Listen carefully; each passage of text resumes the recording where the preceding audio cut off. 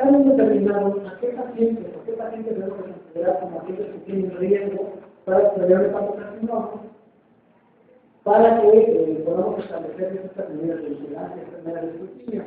En general, todas las asociaciones importantes, la latinoamericana, la mexicana, la americana, la europea, recomiendan los mismos puntos. Todos los pacientes cirróticos de cualquier causa, principalmente aquellos que están en Child A o Child B, deben de ser vigilados. ¿Por qué los Child C no?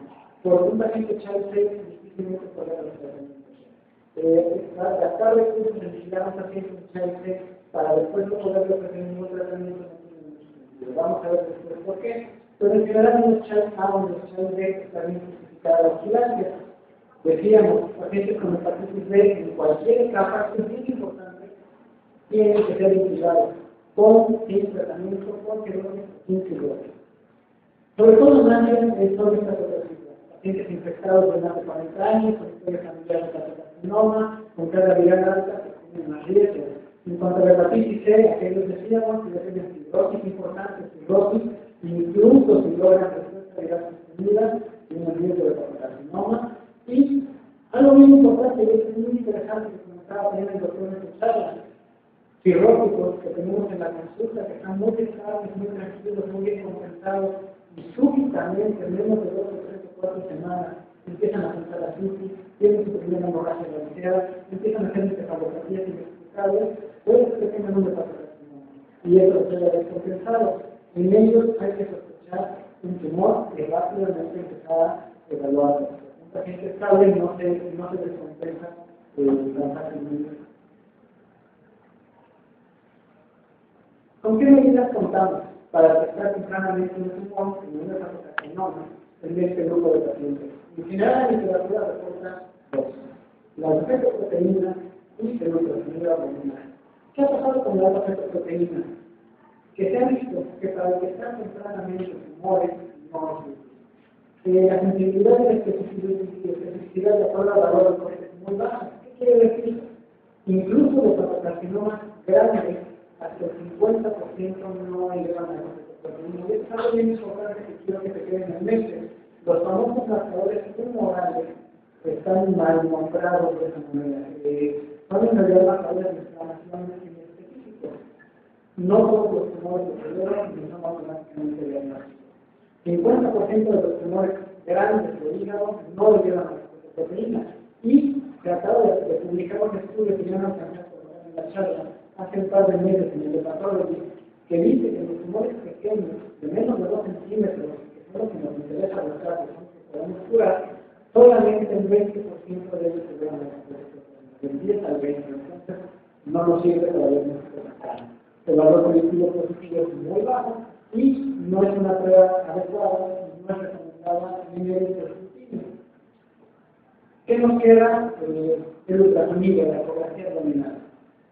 En general, la literatura la recomienda cada 6 meses, algunos artículos cada 12 meses. ¿Por qué en este tiempo? Porque es el tiempo que cada vez más necesita en promedio en la estadística. Entonces sabemos que eso nos da oportunidad de realizarlo tempranamente. Tiene una sensibilidad moderada, porque sabemos que la ecografía y el ultrasonido es operador dependiente, dependerá del entrenamiento del médico que lo haga, la detección que tenga, pero la especificidad es bastante buena, más del 90%, es decir, si no se encuentra un tumor de ultrasonido, pues no lo tenga. En manos entrenadas podemos detectar lesiones hasta de más de 1 centímetro, y eso es bastante bueno en el diagnóstico temprano, y se considera en realidad una prueba de detección para la detección temprana de lesiones en los pacientes cirróticos. Esto de acuerdo, como decíamos, a todas las líneas de ciencias europeas, americanas, mexicanas, latinoamericanas. Es un consenso prácticamente mundial. Ahora bien, tenemos, en México es muy común que cuando hablamos de esto haya un poco de debate de no, pueden yo decir las situaciones de los pacientes también, porque a mí me ayuda y si las combino aumenta la detección. Hay quien nos decía, ¿por qué no combinamos y subimos la detección de diagnósticos? Eso no es recomendado. En los pacientes que tienen inflamación crónica pueden tener elevaciones específicas de la proteína por inflamación, por la actividad viral, porque siguen tomando alcohol, y eso eleva la proteína. Y detectar una proteína altamente elevada nos lleva a adaptar más en pruebas diagnósticas que el paciente no hay costo de beneficio. Ellos dicen que estamos persiguiendo un hepatocarcinoma que no es igual. Entonces, para escrutinio, para detección temprana, la oncoproteína sigue sin recomendar. Y esto será el consenso de este año en el otro. Este es un estudio muy bonito que me gusta mucho ponerlo en las pláticas. Está publicado a finales del año pasado y nos demuestra cómo también la causa de psicosis tiene mucho que ver con el riesgo de desarrollar una hepatocarcinoma. Ellos agarraron una cohorte de más de 900 pacientes en Estados Unidos y los siguieron por 7 años y vieron qué pasaba con ellos. Y encontraron que precisamente aquellos pacientes con cirrosis por hepatitis C o por hepatitis B o combinado de estos con alcohol son el grupo que más riesgo de hepatocarcinoma presenta. Tienen un riesgo a 5 años hasta del 12 al 13%, que va mucho más allá del riesgo del 5 al 7% promedio que se consideraba. Y vemos que curiosamente el alcohol, que es la causa más común de cirrosis en nuestro medio, es el que la tenemos riesgo, tiene un riesgo del 6% a 5 años de hepatocarcinoma.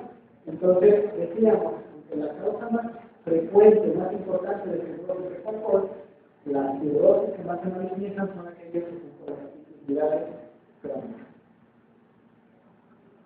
Esto es nada más para mostrarles un ejemplo. Esta es una ecografía de una paciente con infección crónica por hepatitis C, ya tenía cirrosis avanzada, y en su seguimiento presentó esta lesión en el hombro derecho. Ahí hiperecólica, de aproximadamente unos 3 centímetros, 3,5 centímetros de diámetro, como principio regular, pero después con la medida diagnóstica que vamos a ver, se demostró que efectivamente era un hepatocarcinoma. Ahora, es muy diferente, y a mí me interesa mucho que se lo lleven en mente hoy, es muy diferente el estudio al diagnóstico. No porque un cirrótico tenga una bola en la ecografía, quiere decir que esa no es maligna. Los pacientes cirróticos pueden desarrollar diferentes tipos de tumores, muchos de ellos benignos. Ahora, ¿cómo sabemos que la lesión que apareció en la ecografía, en el ultrasonido, es maligna? Es un carcinoma hepatocelular. Ahora vienen las medidas de diagnóstico. ¿Qué medidas de diagnóstico tenemos? Tenemos varias. Tenemos las técnicas radiológicas, los diagnósticos radiológicos de moléculas, las proteínas y el nombre de datos. En un paciente que tiene una lesión ya vista en el ultrasonido, que tiene una proteína de más de 400, es prácticamente digamos que ya buscamos una lesión de carcinoma. Hay otros marcadores serológicos que están en estudio, la proteína de 1, la escarmocitotrombina, que también es protrombina no dependiente de vitamina K, que no son generalizados, que están apenas en investigación, ciertos marcadores histológicos en la biopsia. En la actualidad, ¿cómo estamos recomendados? ¿Qué tenemos que emplear de todo este armamento diagnóstico para saber si el paciente tiene un hepatocarcinoma o no? Bueno, las recomendaciones actuales nos dicen que va a depender del tamaño de la lesión. De acuerdo a los últimos consensos, estamos hablando del consenso del 2010 americano para acá, que viene el consenso latinoamericano, el europeo y ahí los consensos mexicanos también. Se dividen las lesiones en dos grupos grandes. Aquellas lesiones que en el ultrasonido viven más de un centímetro y aquellas lesiones que viven menos de un centímetro. En la actualidad se está buscando que el diagnóstico sea únicamente radiológico. ¿Por qué? Vamos a ver qué está pasando con la biopsia en estos pacientes. Este es un motivo de debate mundial entre los oncólogos, los oncólogos quirúrgicos, los patólogos. Porque si biopsia o no biopsia, pero en general el consenso actual es diagnosticar solo por imagen. Y aquí es donde, como decían en la mañana, un reto en la plática, el ultrasonido ya no entra como tal, pero la tomografía y la resonancia de 4 fases son los tamaños más importantes. Si tenemos una lesión grande, multifocal, hipervascularizada en las fases arteriales, tanto en la tomografía como en la resonancia, para nosotros es una hepatocarcinoma. Debemos de recordar que la circulación de plástico 80% en promedio de la circulación del hígado llega por la vena corta. Por lo tanto, el hígado nunca tiene que brillar en fases arteriales. Cualquier lesión que brille en fases arteriales nos está hablando de vasos de neoformación. Es un pulmón que está creando arterias nuevas para nutrirse. Si vemos una lesión hipervascularizada en fases arteriales del hígado, grande, multifocal, multirrótico, es una hepatocarcinoma. Hay estudios muy grandes hechos en Barcelona que son muy pacientes donde se correlacionó estos hallazgos de la imagen con la biopsia y la progresión es de más del 95%. Es decir, es muy confiable hacer un diagnóstico por imagen sin necesidad de biopsia. Ahora, ¿qué es una sola lesión? Pero tenemos dos estudios de imagen por intervascularidad que se llaman resonancia y tomografía. Lo mismo es el comportamiento clásico y se puede directamente al tratamiento sin necesidad de biopsia. Si solamente tomamos con un estudio de imagen, pero tiene intervascularidad arterial y también tenemos que ver lo mismo, que puede pasar carcinoma, que es el comportamiento clásico, la tratamiento arterial rápido, no necesitamos más estimación. Ahora bien, si tenemos un cirrótico con una lesión, con una proteína de menos de 200, que no tiene el comportamiento arterial por imagen, aquí sí se especifica la lesión. Aquí puede ser otra cosa, aquí puede ser un nódulo de degeneración grande, puede ser un nódulo plástico, un nódulo músculo, y aquí sí es mejor tomar una muestra y salir de la vida. Ahora bien, ¿qué hacemos con el otro grupo de lesiones? Mandamos al paciente a la capilla de autopografía y le encuentran una lesión de menos de 1 centímetro. La probabilidad de que este nódulo de menos de 1 centímetro sea un carcinoma hepatocelular es muy baja. Lo más probable es que se trate solo de un nódulo de regeneración en un hígado cirrótico. La recomendación actual es solamente apretamos un poco los tiempos, los apretamos de las fotografías. En lugar de hacerlo cada 6 o cada 12 meses, se empiezan a hacer cada 3 meses, por un promedio de año y medio a 2 años. Se vigila la lesión, no vaya a crecer más. Si la lesión no crece más, es un nódulo de regeneración. Entonces regresamos al seguimiento normal de cada 6 meses. Si la lesión en este tiempo creció, pues entonces nos vamos al algoritmo de la que viven años de estudio. ¿Y qué está pasando con la biopsia en la actualidad? ¿Por qué sí biopsia? ¿Por qué no biopsia? Ese es el punto de debate entre oncólogos y hepatólogos y radiólogos. Nosotros acabamos de tener nuestra reunión para escribir el Concierto Mexicano de Hepatocarcinoma y siempre el debate entre los oncólogos y los radiólogos contra los hepatólogos. Ellos quieren tejido, quieren demostración histológica. El Instituto Mexicano del Seguro Social pide confirmación histológica para liberar el tratamiento. Nosotros como hepatólogos no podemos hacer biopsias. ¿Por qué? Porque biopsiar una lesión de menos de 2 centímetros en un hígado es muy complicado. Y nosotros que nos mandan a los pacientes para hacerlo, quiero decirles que un hígado cirrótico es un hígado duro, con morfología alterada, con tamaño cambiado, que sangra muy fácilmente, con la vascularidad alterada, pasar la luz de un hígado cirrótico complejo, y además, cuando tengamos el control por imagen, el que la luz llega a lo que queremos es muy difícil. Y el paciente tiene riesgo de generar de manera importante por las situaciones de la población, y el que tiene ascitis es un verdadero problema. Y con todos estos factores en contra, ascitis, coagulación, hígado duro, nódulos y todo lo demás, tomamos la biopsia, sale positiva para cáncer, excelente, tiene una muy buena calidad diagnóstica, la confirmación sigue siendo el estándar de oro. Pero, ¿qué hacemos si la biopsia es negativa? No era hepatocarcinoma, nos quedamos tranquilos, repetimos la biopsia y la prueba de negativa que hacemos. Entonces, una biopsia negativa no puede más concluir en un paciente de estas características. Por eso es que la biopsia en estos momentos está en debate. Este es un ejemplo de una tomografía de 4 fases en un paciente con virus B que desarrolló esta lesión. Es una lesión en el lóbulo meningitis, en el lóbulo hepático derecho y en el lóbulo hepático izquierdo, más o menos 5 centímetros de diámetro. Este es el corte de fase arterial. Vemos muy notablemente como la lesión real, mientras el resto del hígado sigue sin realzar. Y vemos el lavado de nuestro rápido. Viene la fase portal, el resto del hígado empieza a hacer la cosa y la lesión se iguala con el resto del parénquima. Este es el comportamiento diagnóstico típico del hepatocarcinoma. En este comportamiento de un paciente cirrótico no necesitaríamos más para mandarlo a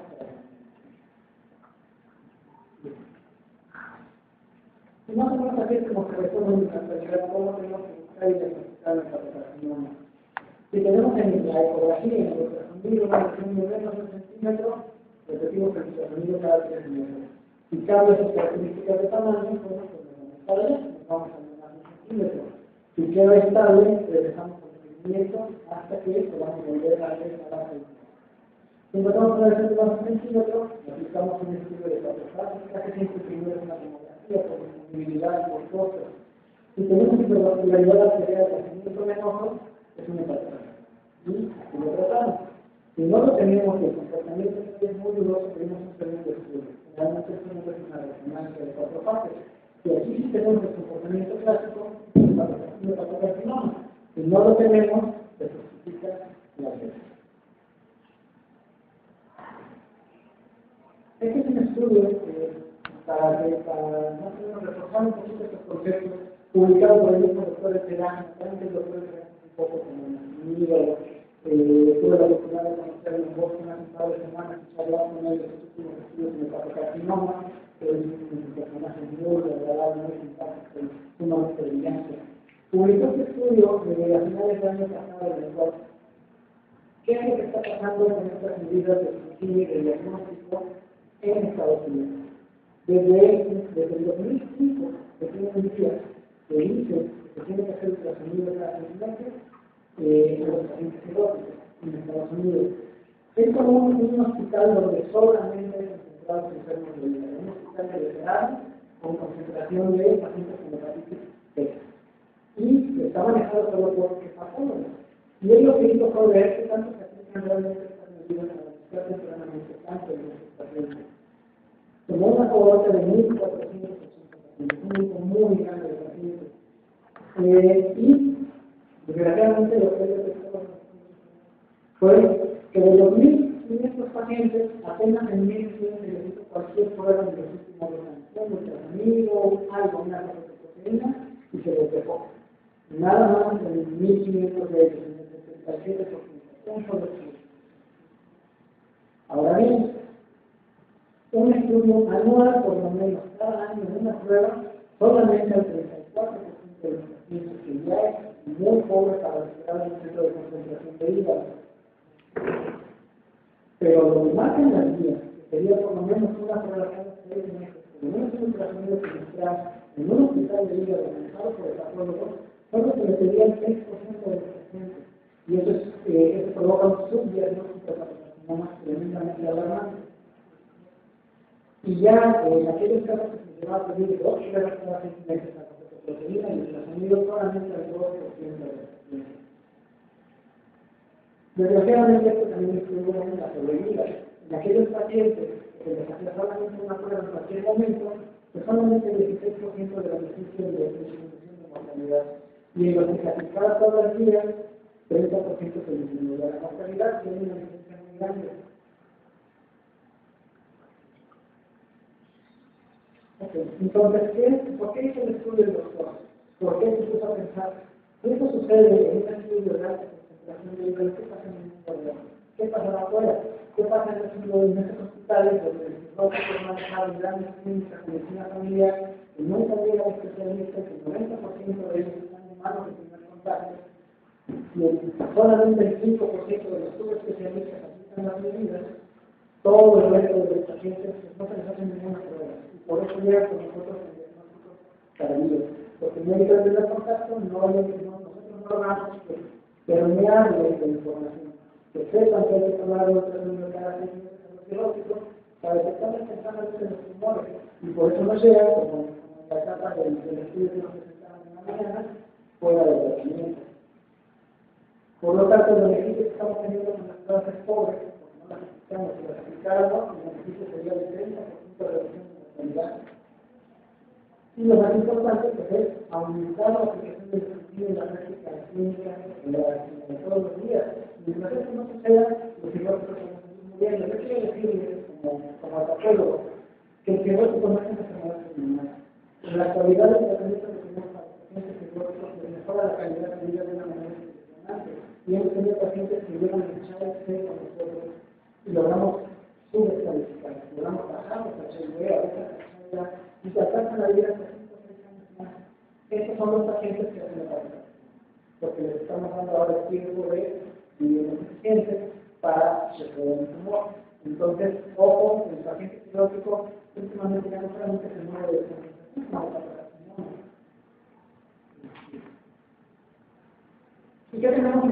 tratamiento.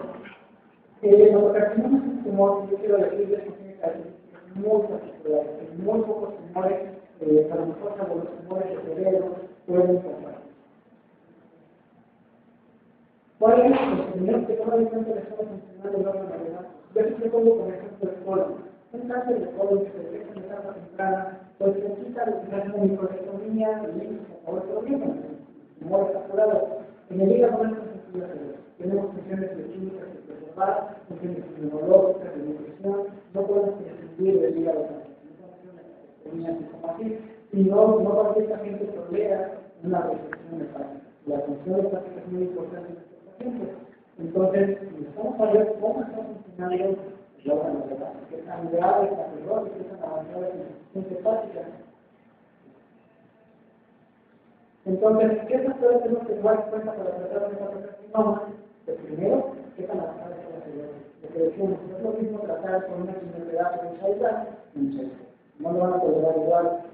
La carga tumoral es un tumor chiquito, en los tumores, en 3, en 5, es uno grandote de 10 centímetros, cómo lo que está diseminado, tiene invasión vascular, no la tiene metástasis pulmonares, eso nos va a estabilizar el paciente.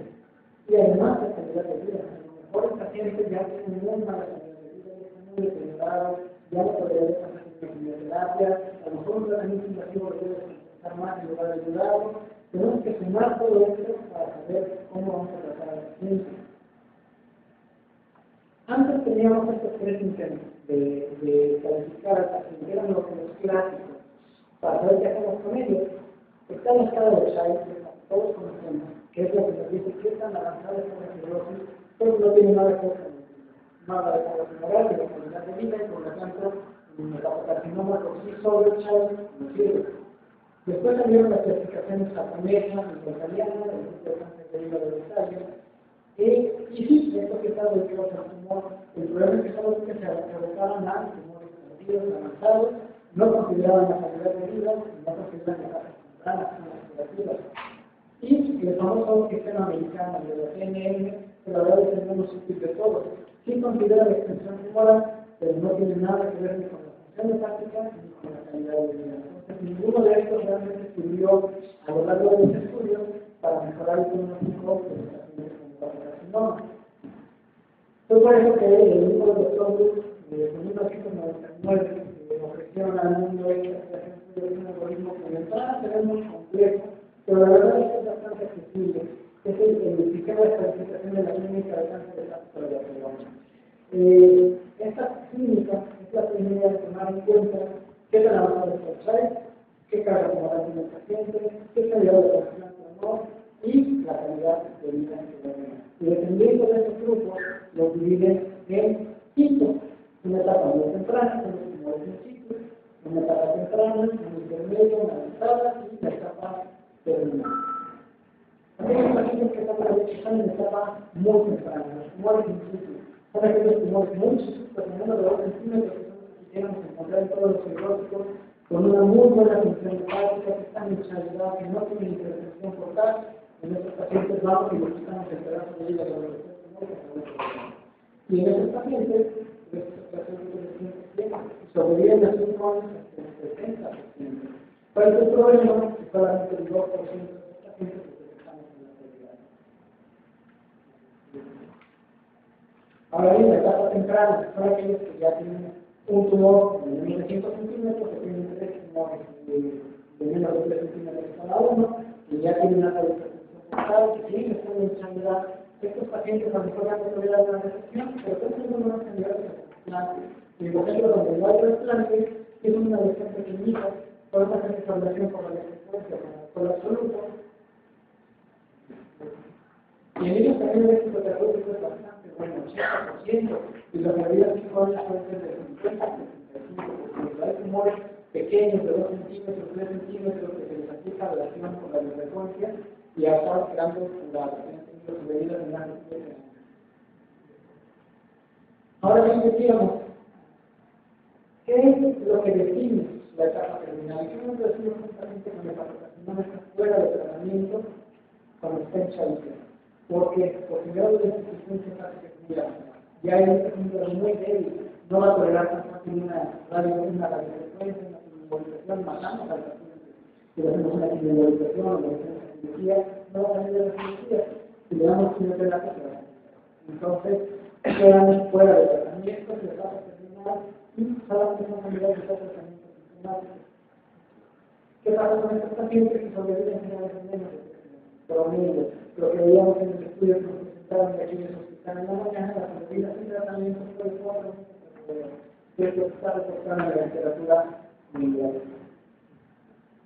Una de las innovaciones que tiene el sistema de Barcelona es que toma en cuenta las etapas intermedias del tumor, que son aquellos tumores multinodulares, tumores muy grandes que antes no se podía detectar tan fácil, que ya son pacientes que están en Childbirth, pero que todavía tienen muy buena función, muy buena calidad de vida.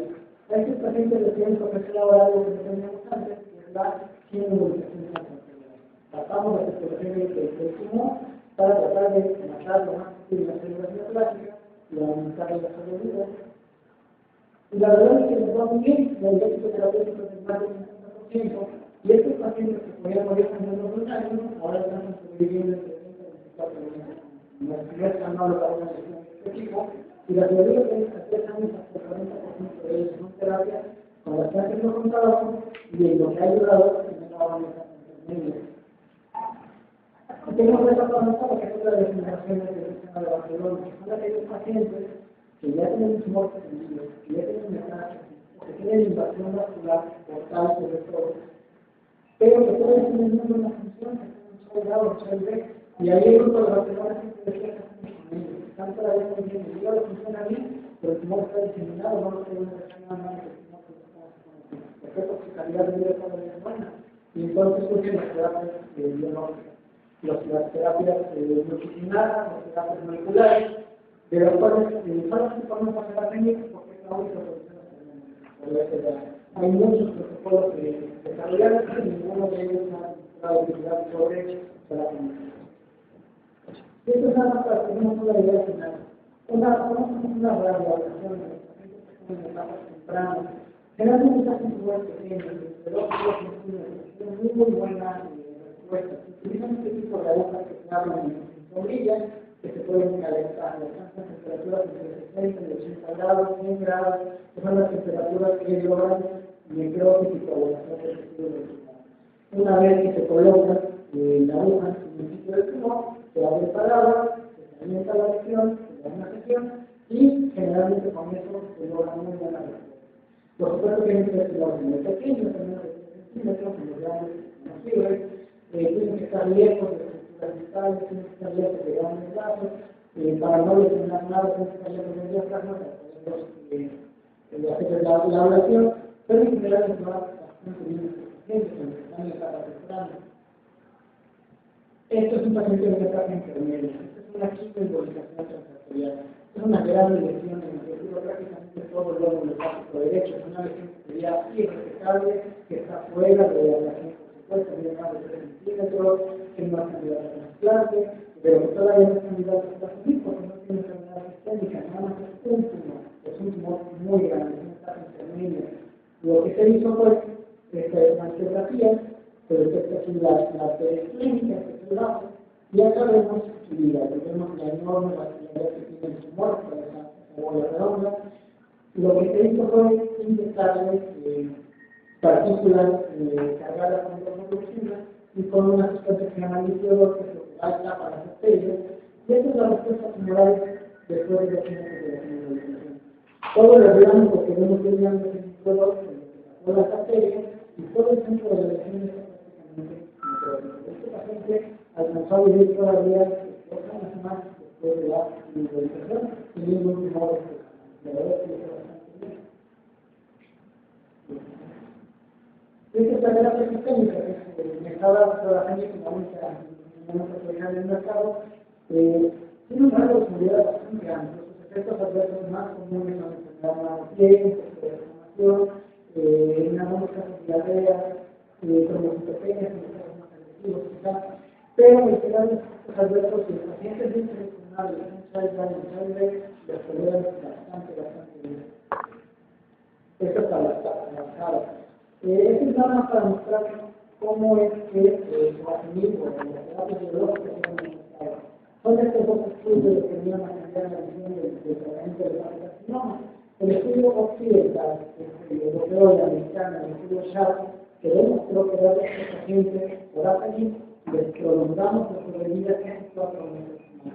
Para que haya poco, que un paciente quiera vivir 4 meses, pasar viviendo casi un año, y eso es un paciente para este y puede ser un resultado estadístico bastante importante. Para ver si nace era lo mismo, porque uno tratado por el carcinoma y es el estudio alternativo.